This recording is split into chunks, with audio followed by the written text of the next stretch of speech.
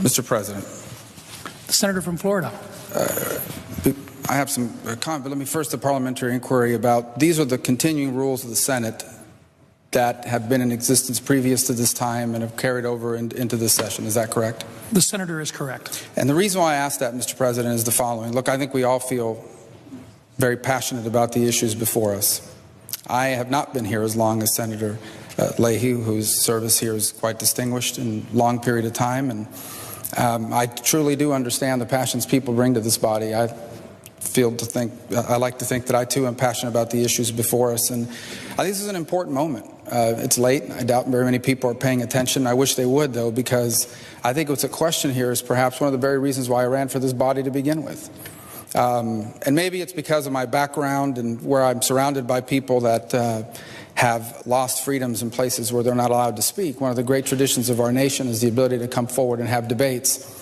But the founders and the framers and those who established this institution and guided it for over 2 centuries understood that that debate was impossible if, in fact, the matters became of a personal nature. And let me begin by saying that I don't believe that that was necessarily the intention here, although that was perhaps the way it turned out.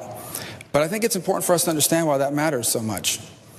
I want people to think about our politics here today in America, because I'm telling you guys, I don't know of a single nation in the history of the world that's been able to solve its problems when half the people in a country absolutely hate the other half people in that country. This is the most important country in the world. And this body cannot function if people are offending one another, and that's why those rules are in place. I was not here when Secretary Clinton was nominated as a member of this body at the time, but I can tell you that I am just barely old enough to know that some very nasty things have been written and said about Secretary Clinton. And I think the Senate should be very proud that during her nomination to be Secretary of State, despite the fact that I imagine many people were not excited about the fact that she would be Secretary of State, to my recollection, and perhaps I'm incorrect, not a single one of those horrible things that have been written or said about her, some of which actually did accuse her of wrongdoing, were ever uttered on the floor of the Senate. I happen to remember in 2004 when then Senator Kerry ran for president. Some pretty strong things were written and said about him.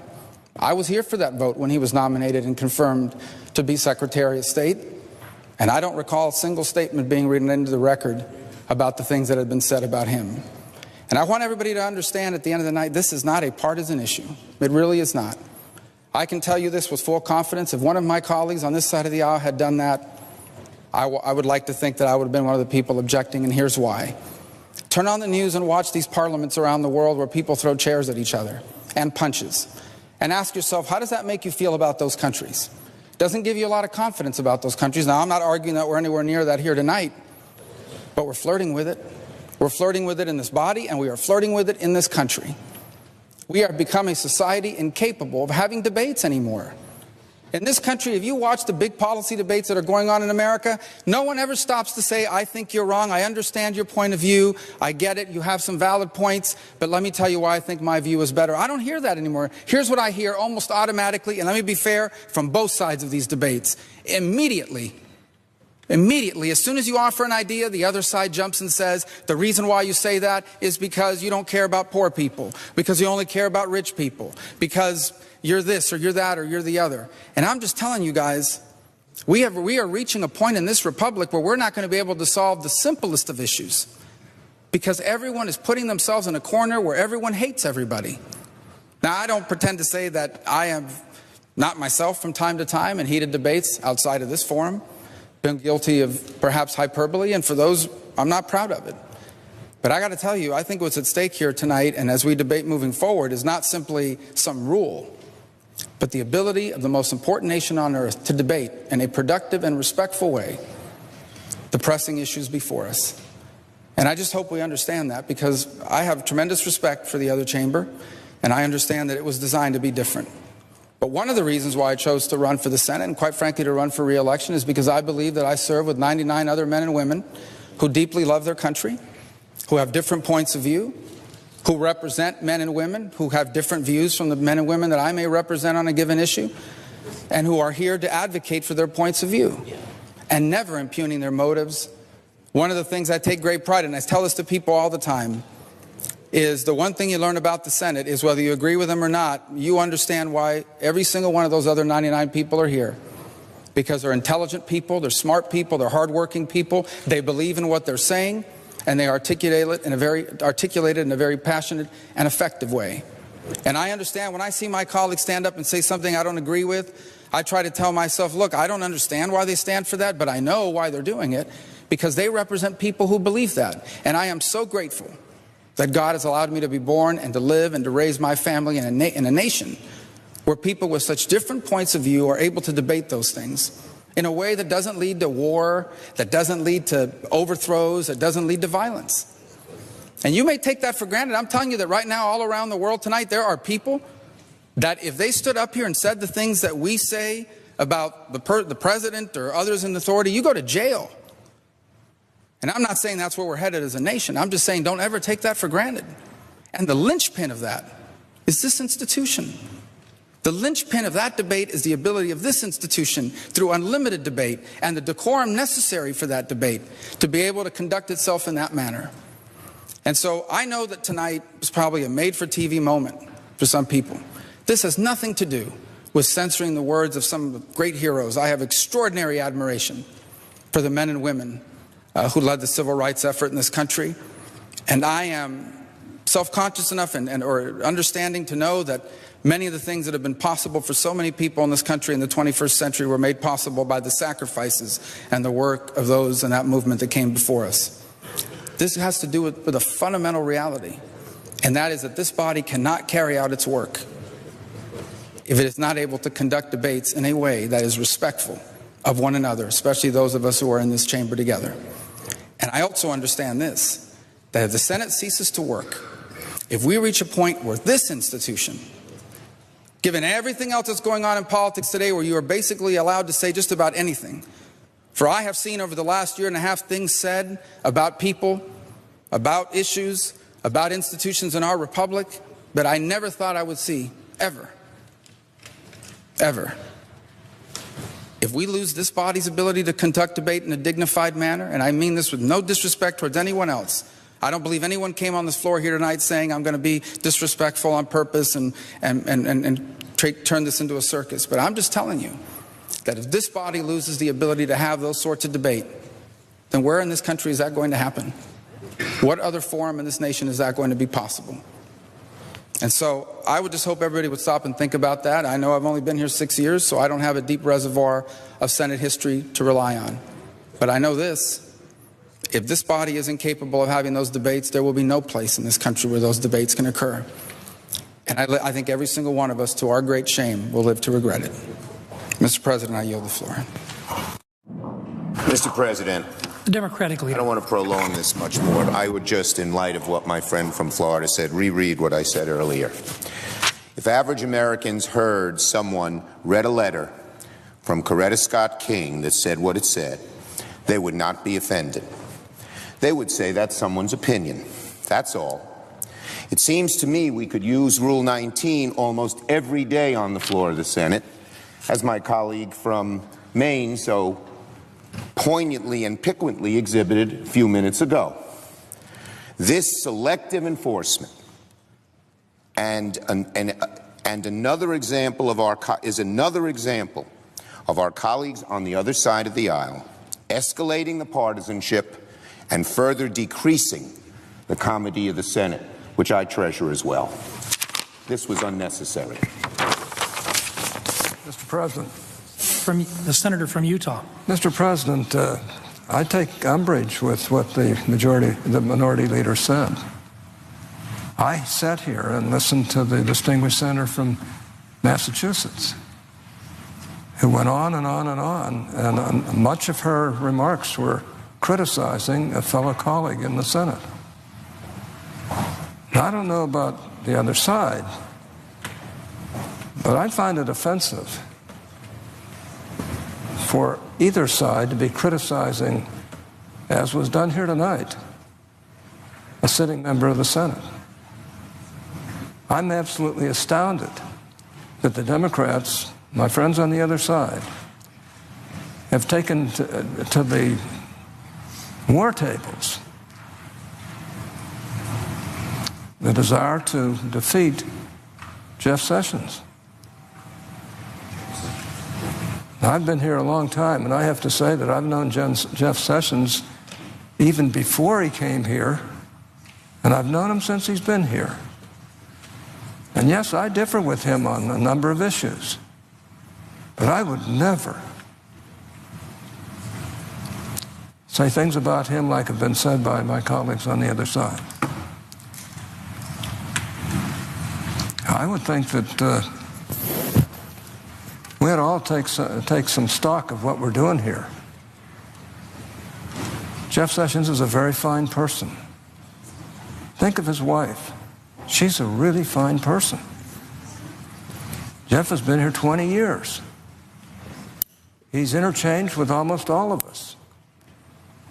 Sometimes you agree with him and sometimes you disagree with him. But he's always been a gentleman. He's always been kind and considerate of his colleagues. I can't name one time when he wasn't. And yet we're treating him like he's some terrible person who doesn't deserve to be chosen by the current President of the United States to be Attorney General of the United States. I think we ought to be ashamed of ourselves. I really do, on both sides. And frankly, we've got to get to where everything is not an issue here. I know some of my friends on the other side, and I've chatted, and they're not happy with the way this body is going. And with good reason. Everything doesn't have to lead to a gut fight on the floor. But that's where we're going. And frankly, there's an awful lot of politics being played here, sometimes on both sides. But to have, look, I happen to like the distinguished senator from Massachusetts. I think she's an intelligent, lovely woman in many ways. But I've got to tell you, I listened to her for quite a while, and she didn't have a good thing to say about a fellow senator here. And I frankly don't think that's right. If we don't respect each other, we're going down a very steep path to oblivion. I would hope that both sides that take stock of these debates, we can differ. We understand that the Democrats are not happy with the current president. We're happy with him. We can differ on that. And we can fight over various issues and so forth. But to attack a fellow senator without reservation seems to me the wrong thing to do. It may not have risen to the level of a violation of the rules, but I think it comes close. And I sat here and listened to most of it, and frankly, I don't believe that this distinguished senator from Massachusetts was right in any respect.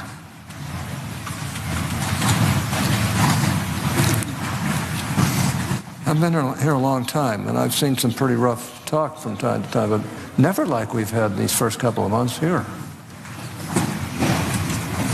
And we've become so partisan on both sides that, you know, we're almost dysfunctional. And I admit it was tough for the Democrats to lose the presidential election. Most people thought that Hillary Clinton would win. I was not one of them. I thought there was a real chance because I know a lot of people would not say for whom they were going to vote. And I think correctly interpreted that they were going to vote for Donald Trump. And the reason they were is because they're tired of what's going on. They're tired of what's hurting this country. They're tired of the picayune little fights that we have around here. I think we've got to grow up, and I suggest that all of us take stock of ourselves and see if we can treat each other with greater respect. But I've got to say, I resented, as much as I like the distinguished senator from Massachusetts, I resented the constant diatribe against a fellow senator. Even if everything she said was true, it wasn't the right thing to do. And I don't think any of us should do that to them either. We can differ, we can argue, we can fight over certain words and so forth, but I've been appalled at the way the Democrats have treated Jeff Sessions. And I found Jeff Sessions, having worked with him for 20 years, and have disagreed with him on a number of things, to be a gentleman in every respect, and to present his viewpoints in a reasonable and decent way. I would hope that my colleagues on the other side would consider voting for Jeff Sessions, or at least treating him with respect. Now, I admit that I think some of this comes from the fact that they're very upset at Donald Trump.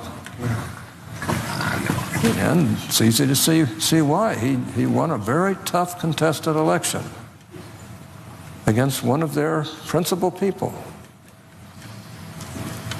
And that's hard to take, maybe. But that doesn't justify what's been going on against Jeff Sessions. We ought to be proud that Jeff has a chance to become Attorney General of the United States. And he's going to be. That's the thing that really bothers me. Everybody on the other side knows that we have the votes to finally do this. And yet they're treating it as though this is a cause célèbre that they've got to try and win, which they're not going to win. And in the process, treating a fellow senator with disdain. It's wrong. And we'd all take stock of ourselves, and I'm not accusing my colleagues of not being sincere, but they've been sincerely wrong. And I'm personally fed up with it. Now, if we want to fight every day and just go after each other like people who just don't care about etiquette and courtesy, I guess we can do that. But I think it's the wrong thing to do. And I hope that all of us will stop, take note of what's been going on, and on both sides, start trying to work together.